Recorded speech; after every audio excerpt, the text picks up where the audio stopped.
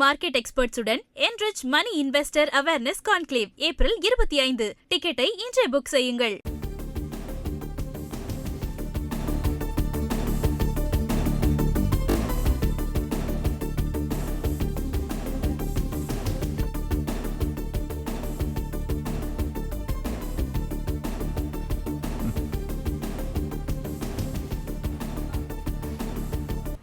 தமிழ்நாட்டில் சட்டமன்ற தேர்தல் வாக்குப்பதிவு விறுவிறுப்பாக நடந்துகிட்டு இருக்கிறது. வாக்காளர்கள் நீண்ட வரிசையில் காத்திருக்கிறார்கள்.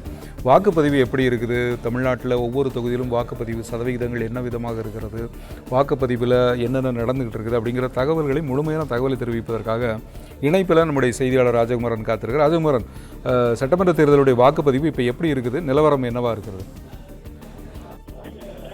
சட்டப்பேரவை தேர்தலுக்கான வாக்குப்பதிவு தொடங்கி 7 மணிக்கு முதல் வாக்காளர்கள் ஒவ்வொரு வாக்குச்சாவடியிலும் பதிவு செய்திருந்த நிலையில் ஏறக்குறைய ஒரு 4 மணி நேரமாக வாக்குப்பதிவு நடைபெற்று வருகின்றது. பெரும்பாலும் தொகுதிகளில் அமைதியான முறையில் வாக்குப்பதிவு நடைபெற்றுக் கொண்டிருக்கின்றது. சென்னையை பொறுத்தவரை திரைத்துறை சார்ந்த பிரபலங்கள் அடுத்தடுத்து வருகை தந்து தங்களுடைய ஜனநாயக கடமையை நிறைவேற்றி இருக்கின்றார்கள். பல இடங்களில் ஊரக பகுதிகளில் எல்லாம் நீண்ட வரிசையில் காத்திருந்து வாக்காளர்கள் தங்களுடைய வாக்கினை செலுத்துவதற்கு தயாராக இருக்கின்றார்கள். பசுமை வாக்குச்சாவடிகள், பிங்க் நிற வாக்குச்சாவடிகள் என்று வாக்காளர்களை கவருவதற்காக பல்வேறு வசதிகளையும் தேர்தல் ஆணையம் தரப்பில் ஏற்படுத்தி இருக்கின்றார்கள். மாற்றுத்திறனுடையவர்கள் வந்து வாக்களிப்பதற்காக அந்த சாய்வு நாற்காலி வண்டி உள்ளிட்டவை எல்லாம் ஏற்பாடு செய்து கொடுக்கப்பட்டிருக்கின்றது. முதியவர்கள் உள்ளிட்டவர்கள் வருகை தரும் பொழுது அவர்களுக்கு முன்னுரிமை தருவதற்கான நடவடிக்கையை மேற்கொண்டிருக்கின்றார்கள். கைக்குழந்தையோடு வரக்கூடிய பெண்கள், கர்ப்பிணிகள், முதியவர்கள், மாற்றுத்திறனுடையவர்கள் உள்ளிட்டவர்களுக்கெல்லாம் இந்த வாக்குச்சாவடி மையங்களில் கிட்டத்தட்ட 75,000 வாக்குச்சாவடிகள் தமிழகம் முழுவதும் அமைக்கப்பட்டிருக்கின்றன. அவற்றிலெல்லாம் உரிய பாதுகாப்பு நடைமுறைகளை, வசதிகளை ஏற்படுத்தி கொடுக்க வேண்டும் என்று தேர்தல் ஆணையம் நடவடிக்கை எடுத்திருந்தது. வாக்காளர்கள் நீண்ட வரிசையில் காத்திருந்து தங்களுடைய வாக்கினை வழங்கிக் கொண்டிருக்கின்றார்கள். வெயிலின் தாக்கம் அதிகம் இருக்கும் என்பதன் காரணமாக ஏற்கனவே தேர்தல் ஆணையம் வழங்கியிருந்த அறிவுறுத்தலுக்கு ஏற்ப சாமியானா பந்தல் அமைக்கப்பட்டிருக்கின்றது. அதாவது இன்று பிற்பகலுக்கு பிறகு வெயிலினுடைய தாக்கம் இன்னும் அதிகரிக்கக்கூடும். 12 மணி முதல் 3 மணி வரை வெயில் அதிகமாக இருக்கும் என்பதன் காரணமாக நிழல் தருவதற்காக கூடாரம் அமைக்கப்பட்டிருக்கின்றது. ஒரு சில பகுதிகளில் இருக்கைகள் எல்லாம் கூட இருக்கின்றன. வாக்காளர்கள் வாக்களித்து விட்டு அமர்ந்து அங்கிருந்து புறப்பட்டு செல்வதற்கு உரிய வசதிகளை எல்லாம் செய்து கொடுத்திருக்கின்றார்கள். எனவே இந்த வாக்குப்பதிவிலே லட்சக்கணக்கான அரசு ஊழியர்கள் ஈடுபட்டிருக்கின்றார்கள். அவர்கள் வரக்கூடிய வாக்காளர்களுக்கு எவ்வாறு வாக்களிக்க வேண்டும் என்பதற்கான அந்த அறிவுறுத்தல்களை, வழிகாட்டுதல்களை எல்லாம் வழங்கி கொண்டிருக்கின்றார்கள். முக்கிய தலைவர்கள் தங்கள் போட்டியிடக்கூடிய தொகுதிகளுக்கு சென்றிருக்கின்றார்கள். தங்களுடைய சொந்த தொகுதிகளிலே வாக்குகளை செலுத்தி இருக்கின்றார்கள். சென்னையில் ஒரு சில இடங்களில் மட்டும் சிறிதளவு வாக்குவாதங்கள் எழுந்திருக்கின்றன முகவர்களுக்கு இடையே என்பதையும் பார்க்க முடிகின்றது. அதே நேரம் ஒட்டுமொத்தமாக தமிழ்நாட்டிலே வழக்கமான முறையை போன்று இந்த முறையும் அமைதியாக வாக்குப்பதிவு நடைபெற்றுக் கொண்டிருக்கின்றது என்பதை பார்க்கின்றோம். பல்வேறு தொகுதிகளிலே 20 விழுக்காட்டை நெருங்கக்கூடிய அளவு வாக்குகள் பதிவாகி இருக்கின்றன. இன்னும் ஒரு 10 நிமிடங்களில் அடுத்த கட்ட தகவலை நாம் பார்க்க போகின்றோம். முதல் 4 மணி நேரங்களுக்குள் எவ்வளவு வாக்குகள் பதிவாகி இருக்கின்றன என்பதற்கான தகவலாக அது இருக்கும். இந்த சட்டப்பேரவை தேர்தல் ஏற்கனவே குறிப்பிட்டபடி தமிழகத்தில் ஒரு புது மாதிரியான தேர்தல் களத்தை உருவாக்கி இருக்கின்றது. இந்த தேர்தல் களம் என்பது 2026க்கு பிறகாக அடுத்த ஒரு 15-20 ஆண்டுகளுக்கு தமிழ்நாட்டினுடைய அரசியல் எந்த திசை வழியில் இருக்கும் என்பதை தீர்மானிப்பதற்கான ஒரு தேர்தலாக இருக்கும் என்று பலரும் கருத்து தெரிவித்திருக்கின்றார்கள். அந்த அடிப்படையில் தான் இன்று நடைபெறக்கூடிய தேர்தலிலே பெரும்பாலான இளம் வாக்காளர்கள் தங்களுடைய வாக்குகளை செலுத்த இருக்கின்றார்கள். சமூக வலைதளங்களில் கடந்த ஒரு வார காலமாகவே சில பதிவுகளை பார்க்க முடிந்தது.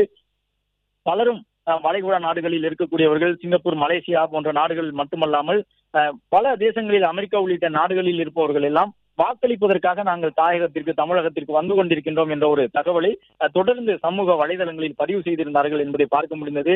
விமான பயண கட்டணம் எப்பொழுதும் இல்லாத அளவிற்கு இந்த முறை உயர்ந்திருந்தது தேர்தலுக்கு முன்பாக. இது மட்டுமல்லாமல் நேற்றைய தினம் கிளாம்பாக்கம் பேருந்து நிலையத்திலிருந்து கடந்த ஒரு 3 நாட்களாகவே எவ்வளவு வாக்காளர்கள் ஆர்வத்தோடு தங்களுடைய சொந்த கிராமங்களுக்கு சென்றார்கள் என்பதை பார்க்க முடிந்தது. நேற்று ஒரே இரவிலே கிட்டத்தட்ட 6 லட்சத்திற்கும் மேற்பட்ட வாக்காளர்கள் சென்னையிலிருந்து பேருந்துகள் மூலமாக தமிழகத்தின் பல இடங்களுக்கும் பயணம் செய்திருக்கின்றார்கள்.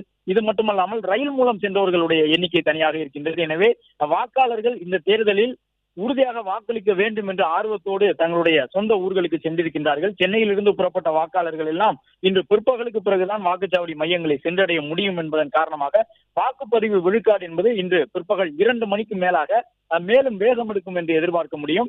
அதே நேரம் சென்னையிலே பல திரைத்துறை நட்சத்திரங்கள் அடுத்தடுத்து வருகை தந்து வாக்களிக்கின்றார்கள் என்பதை பார்க்க முடிகின்றது. பொதுமக்களும் நீண்ட வரிசையில் காத்திருந்து வாக்களித்திருக்கின்றார்கள். சென்னையிலே பல தொகுதிகளில், விருகம்பாக்கம் உள்ளிட்ட இடங்களில் எல்லாம் மற்ற தொகுதிகளை காட்டிலும் கூடுதலாக வாக்குகள் பதிவாகி இருக்கின்றன என்பதையும் பார்க்கின்றோம். விருகம்பாக்கம் சட்டப்பேரவை தொகுதியில் எல்லாம் கிட்டத்தட்ட 20 விழுக்காட்டை நெருங்கக்கூடிய அளவில் முதல் 2 மணி நேரத்திலேயே வாக்குகள் பதிவாகி இருந்தது என்பதை பார்க்க முடிந்தது. எனவே இந்த சட்டப்பேரவை தேர்தல் முடிவுகளை பொறுத்தவரை மே மாதம் 4ஆம் தேதி வாக்குகள் எண்ணப்பட இருக்கின்றன. அப்பொழுது யார் ஆட்சி அமைக்கப் போகின்றார்கள் என்பது உள்ளிட்ட விவரங்கள் எல்லாம் தெரிய வரும். முதலமைச்சர், துணை முதலமைச்சர் உள்ளிட்டவர்கள் எல்லாம் வாக்களித்திருக்கின்றார்கள். சென்னையில் இருக்கக்கூடிய வாக்குச்சாவடிகளில் எல்லாம் திமுக உள்ளிட்ட முக்கிய கட்சிகளுடைய வேட்பாளர்கள் அடுத்தடுத்து சுற்றி வலம் வந்தபடி இருக்கின்றார்கள். ஒவ்வொரு தொகுதியிலும் கூட 200க்கும் கூடுதலான வாக்குச்சாவடிகள் இருக்கின்றன. அவற்றுக்கெல்லாம் சென்று வாக்காளர்கள் முறையாக வாக்களிக்கின்றார்களா, அது மட்டுமல்லாமல் வாக்குச்சாவடியில் இருக்கக்கூடிய கட்சிகளின் முகவர்களிடமும் நிறைய தகவல்கள் எல்லாம் அவர்கள் கேட்டபடி இருக்கின்றார்கள் என்பதையும் பார்க்க முடிகின்றது. எனவே ஆர்வத்தோடு வேட்பாளர்கள் இருக்கின்றார்கள். ஒரு கணிக்க முடியாத தேர்தலாக இந்த முறை தமிழகத்தில் சட்டப்பேரவை தேர்தலினுடைய முடிவுகள் இருக்கக்கூடும் என்று எதிர்பார்க்கப்படுகின்றது. ஏனென்றால் இந்த சட்டப்பேரவை தேர்தலுக்கு புதிதாக அடியெடுத்து வைத்திருக்கக்கூடிய தமிழக வெற்றி கழகம் உள்ளிட்ட கட்சிகளுடைய வாக்கு செறிவு எவ்வாறு இருக்கும், அது எத்தகைய தாக்கத்தை ஏற்படுத்தும். ஒரு சில தொகுதிகளில் எல்லாம் 4 முனை போட்டி நிலவுகின்றது. அந்த தொகுதிகளில் வெற்றி பெறக்கூடியவர்களுக்கு யார் வெற்றி பெறக்கூடும் என்பதை தீர்மானிக்க முடியாத அளவிற்கு ஒரு கடுமையான போட்டி நிலவி கொண்டிருக்கின்றது. எனவே இந்த தேர்தல் முடிவுகள் ஒரு புது வகையான முடிவை தரக்கூடும் என்று எதிர்பார்க்கலாம் என்ற ஒரு நம்பிக்கையோடு பலரும் காத்திருக்கின்றார்கள். தேர்தல் ஆணையத்தை பொறுத்தவரை வாக்காளர்களுடைய வாக்குகள் ரகசியத்தன்மையோடு பாதுகாக்கப்பட வேண்டும் என்கின்ற ஒரு அறிவுறுத்தலை வழங்கி அதற்கான நடவடிக்கைகளை மேற்கொண்டிருக்கின்றார்கள். தேர்தல் ஆணையத்தின் சார்பிலே வாக்காளர்கள் செல்போன்களை வாக்குச்சாவடிக்கு முன்பாகவே வைத்துவிட்டு செல்வதற்கான ஏற்பாடுகள் செய்யப்பட்டிருக்கின்றன. மாவட்ட அளவில் பல்வேறு இடங்களிலும் வாக்குகள் பெரிய அளவில் பதிவாகி இருக்கின்றது என்பதை பார்க்க முடிகிறது. குறிப்பாக மதுரை தொகுதிகளில் எல்லாம் நிறைய வாக்குகள் பதிவாகி இருக்கின்றன. மதுரை மாநகர தொகுதிகள் மட்டுமல்லாமல் புறநகர் தொகுதியிலும் கணிசமான அளவு வாக்குகள் பதிவாகி இருக்கின்றன என்பதை பார்க்கின்றோம். அதே போன்று திருநெல்வேலி உள்ளிட்ட நட்சத்திரங்கள் போட்டியிடக்கூடிய வேட்பாளர்களாக களம் காணக்கூடிய தொகுதிகளில் எல்லாம் அதிகப்படியான வாக்குகள் பதிவாகி இருக்கின்றன. வழக்கம் போன்று மேற்கு மாவட்டங்களிலே மற்ற பகுதிகளை காட்டிலும் இந்த முறையும் வாக்குச்செறிவு அதிகமாக இருக்கின்றது.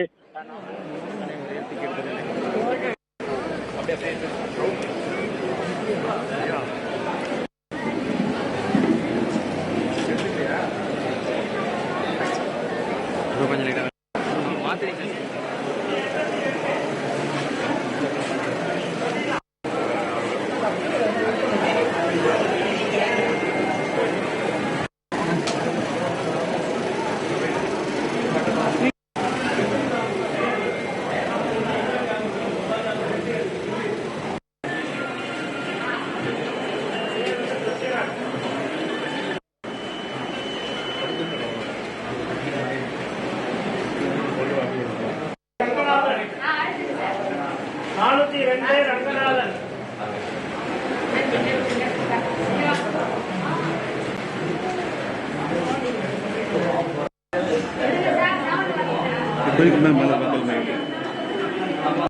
அப்படிங்க இங்க பாருங்க வைக்கும் போது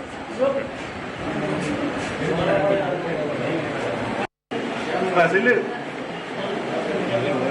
ஒரு நிமிஷம் சார் அப்படியே ஹோட்டல்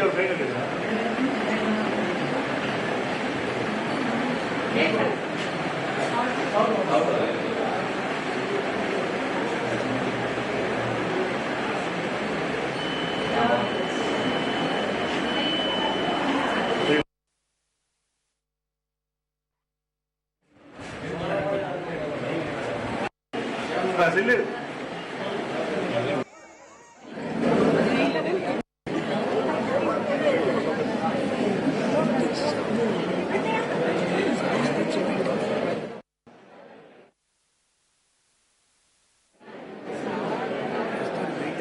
சரி அவருக்கு தெரியும். நான் எதுவுமே கட் பண்ணல, நீ கேட்ட கேள்வி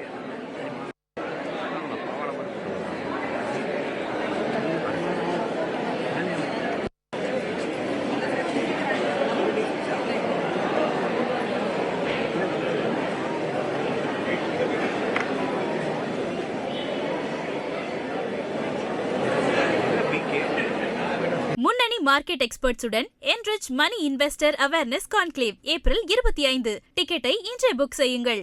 பிளே ஸ்டோர் மற்றும் ஆப் ஸ்டோரில் இருந்து பாலிமர் செயலியை QR கோடு மூலம் பதிவிறக்கம் செய்யுங்கள். செய்திகளை உடனுக்குடன் பெறுங்கள்.